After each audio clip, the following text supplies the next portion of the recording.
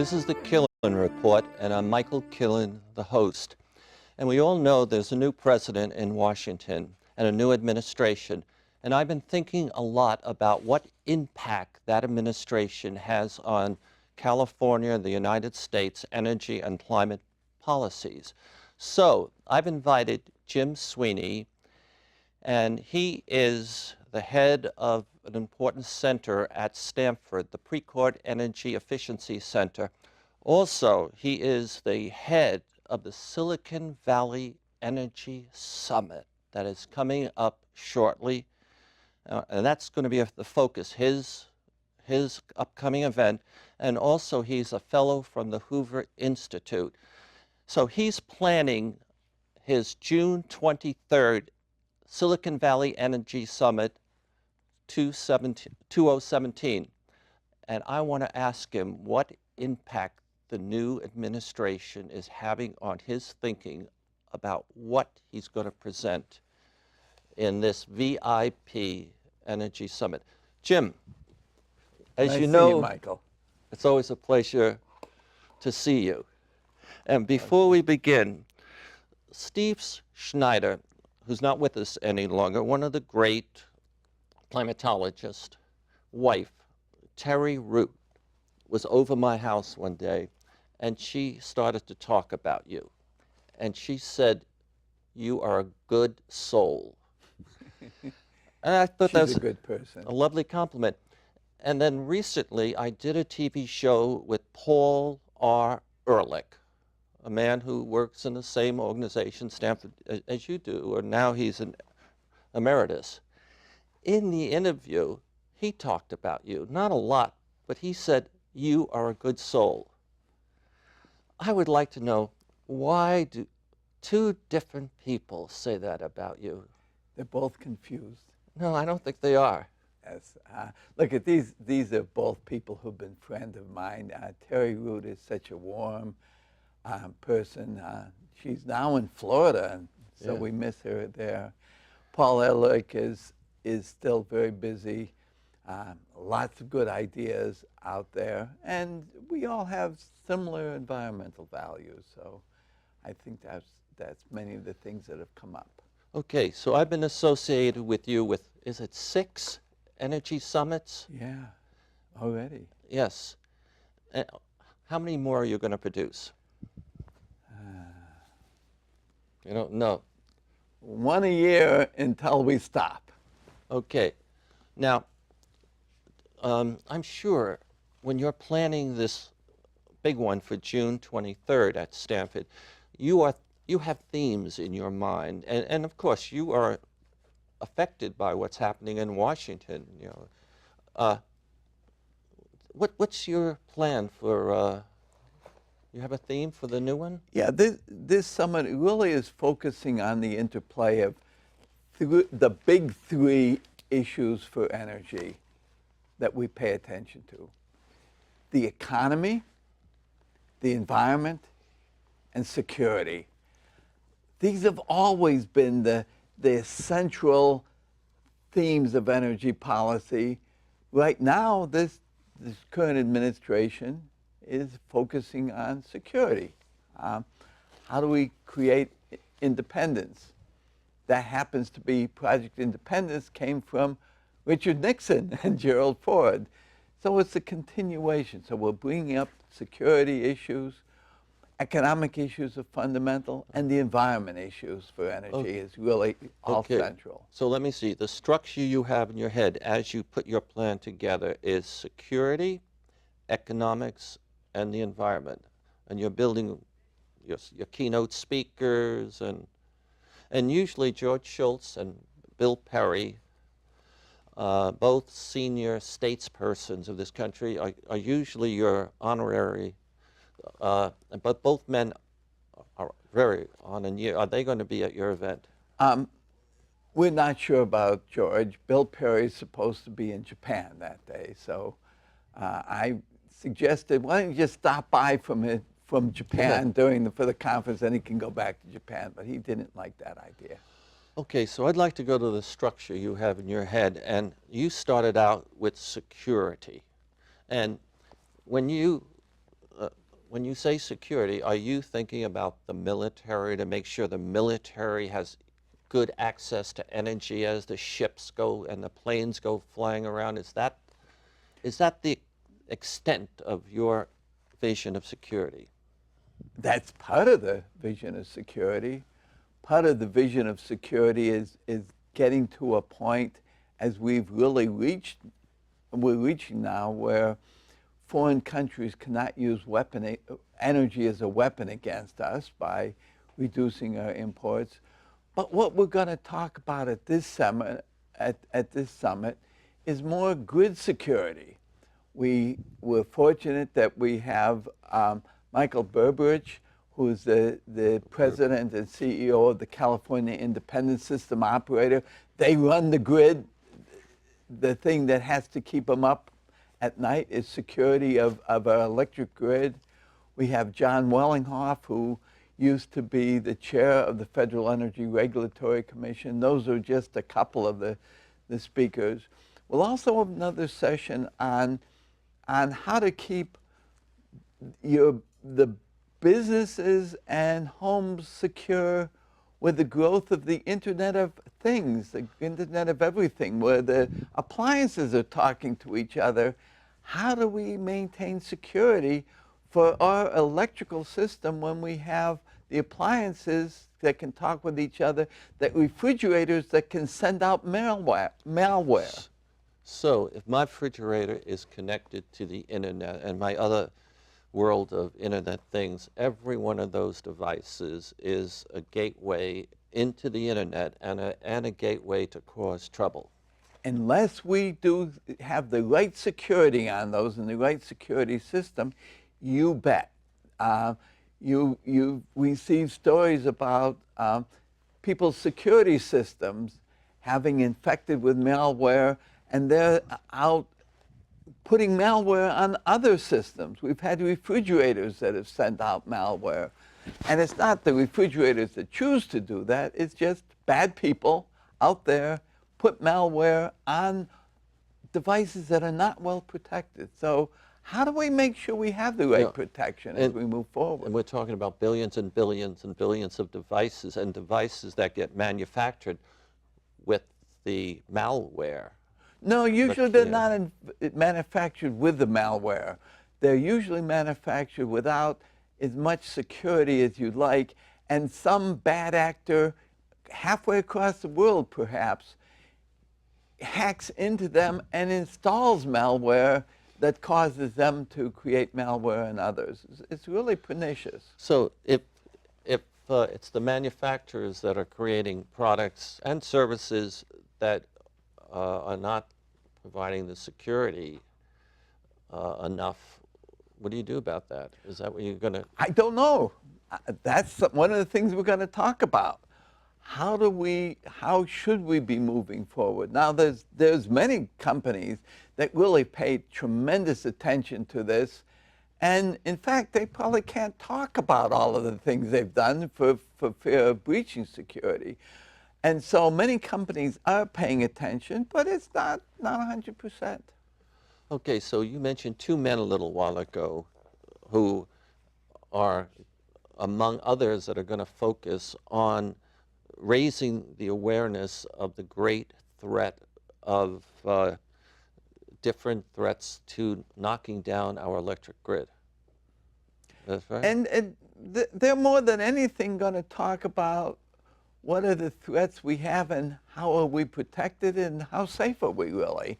So we get a deeper sense of this.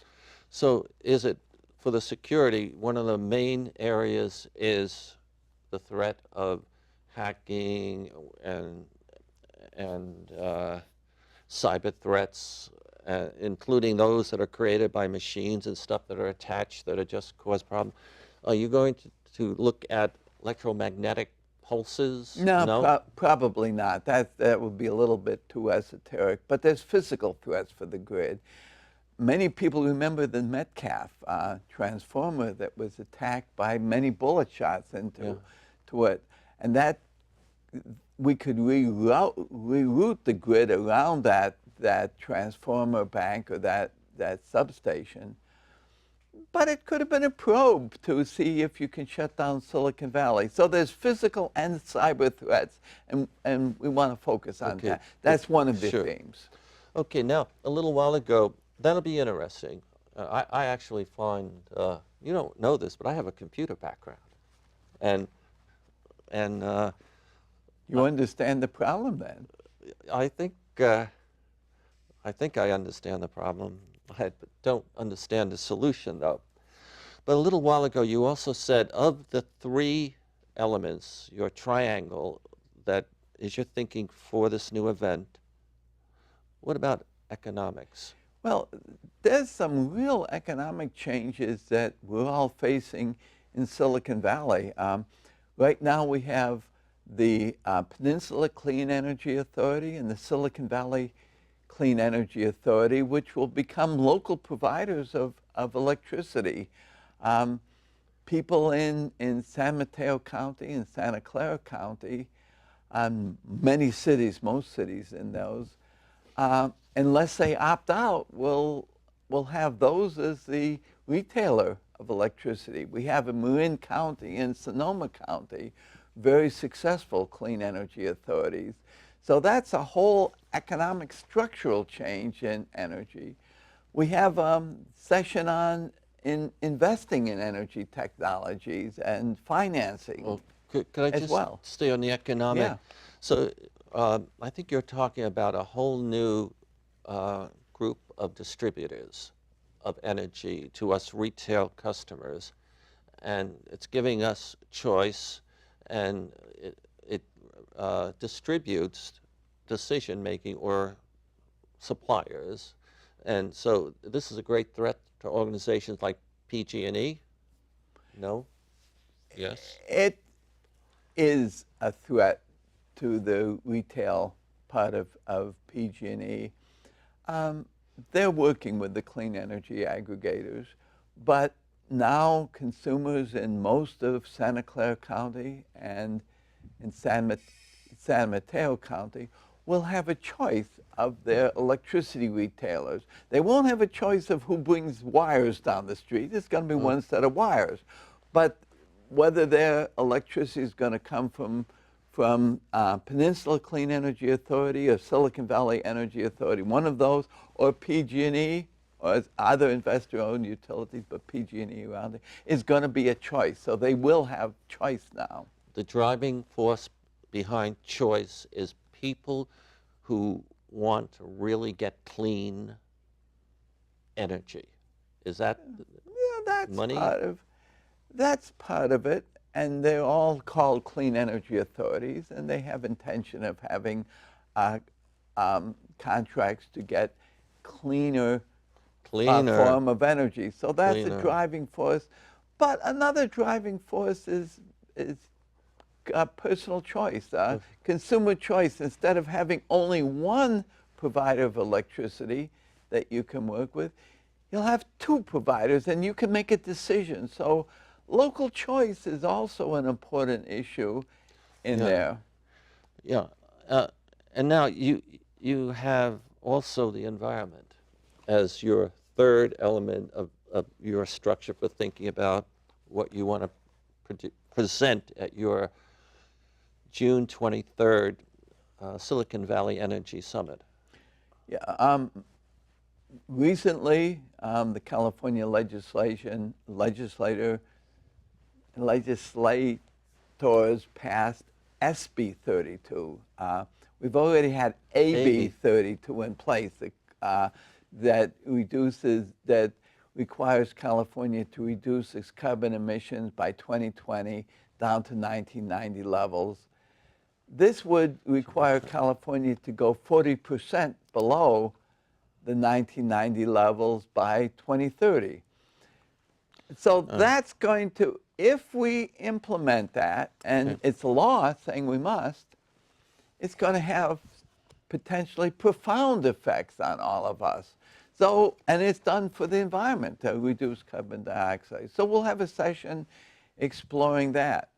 We'll have one of the key ways that we clean up the economy, the key way so far, has been energy efficiency. So we'll have a whole session on energy efficiency in practice, where we have a remarkable opportunity. Sort of the father of energy efficiency, Art Rosenfeld, recently died. Thought you were the father of energy efficiency. No. He was a mentor of mine, mentor of the others. Yeah, Rosenfeld died recently, and there will be a celebration of his life the day after our event. So there'll be some luminaries from across the country, in town, and so we will benefit by having some of them as speakers at our conference, a remarkable opportunity. I'll come back to that, but I just want to say, energy efficiency, building a clean and secure economy. Now, I have a copy of this, and I want to say I've gone through this, and I would say anyone who has a job of head of sustainability for a city, a town, a state, anyone who really has to get their handle on the numbers and see energy in a larger context so they can appreciate how they can take advantage of energy efficiency to both save money and get more power, more electricity. This is This Energy Efficiency by James Sweeney. It's probably a very good book for a lot of people. Let me just comment on it. This, by the way, we all know about energy efficiency in the small. We know about LEDs and more efficient cars. What we don't know, what we don't know, a lot of people don't know, is that energy efficiency has been the dominant force which has decarbonized the U.S. economy. It's been the dominant reason why we're now becoming independent of foreign sources. So I hope people get that picture.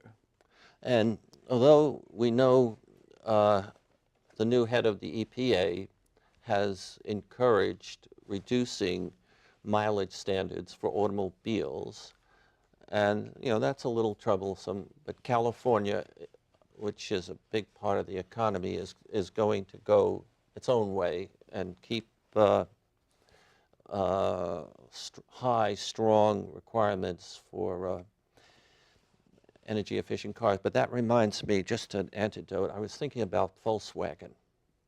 And as you know, they cheated on the mileage of their car. Not a pleasant thing. It's cost them maybe $15 billion. It's going to continue to hurt their sales.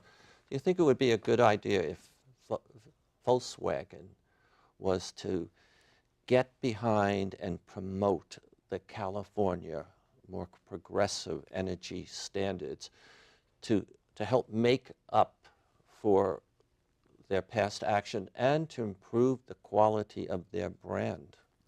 I think it would be good for all the automobile manufacturers to get behind the more fuel efficiency standards. They're economically attractive for people who don't want to pay as much for gasoline. So that I would hope that all the manufacturers get behind it. In California, we have a waiver that allows California to set its own standards under the Clean Air Act, and that waiver was granted in 2012, and so I don't believe that can be rolled back. So California will move ahead even if the federal government doesn't, and about 12 other states have adopted California standards, and that's also acceptable under the Clean Air Act. Okay.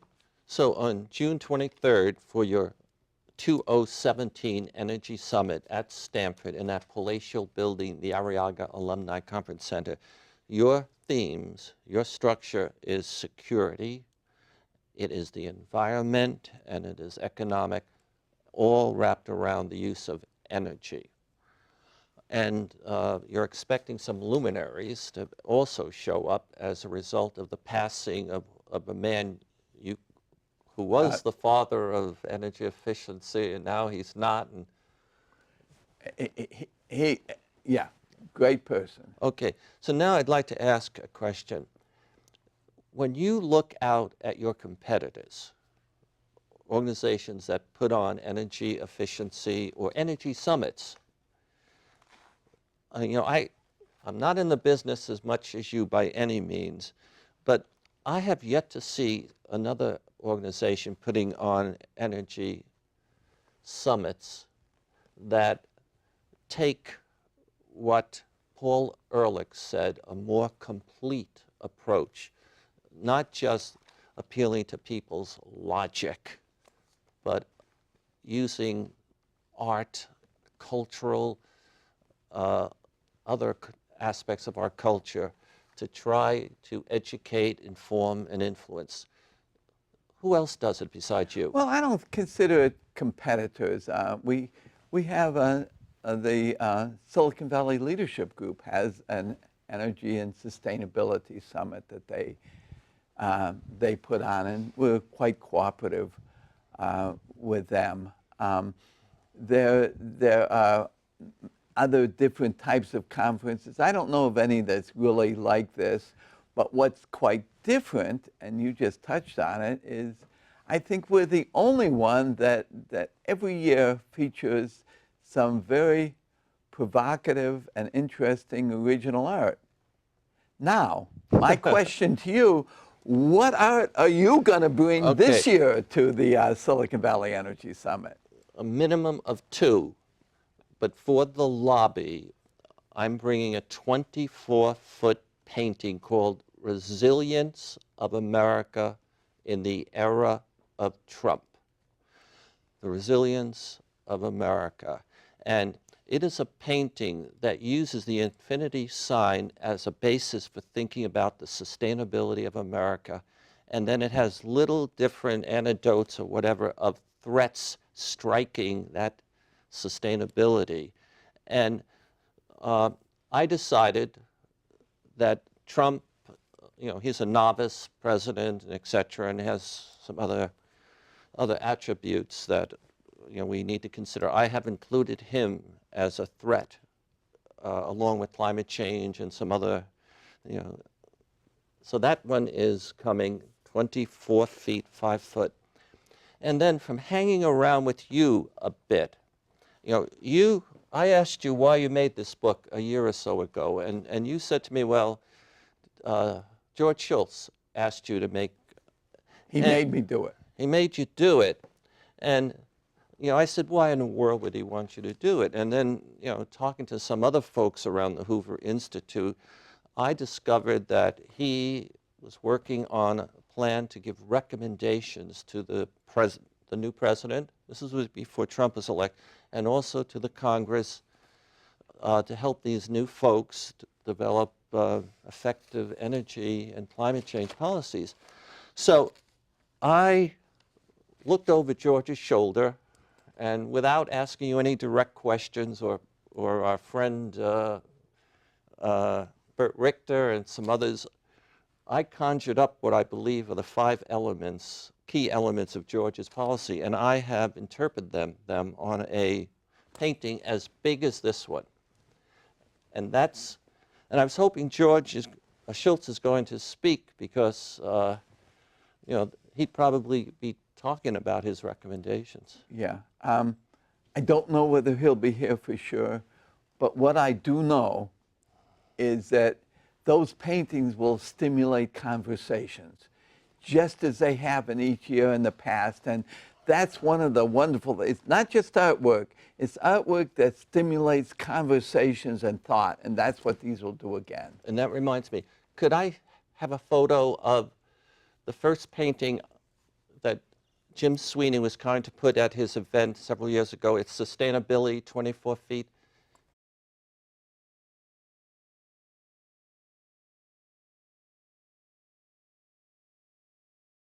I also want to share, since